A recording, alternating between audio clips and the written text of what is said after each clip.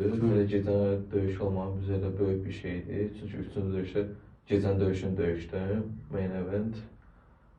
Plus güclü rəqibi idi. Elə mənim üçün elə böyük bir şeydir. Yəni belə bir təşkilatda gecən döyüşü döyüşmək. Ondan sonra kontraktdan qabaq biz bonus qazandı. Bonusdan sonra heç yada düşmürdü kontrakt. Həm də onun nakavt. Bonus nə qədər idi? Adam $10.000.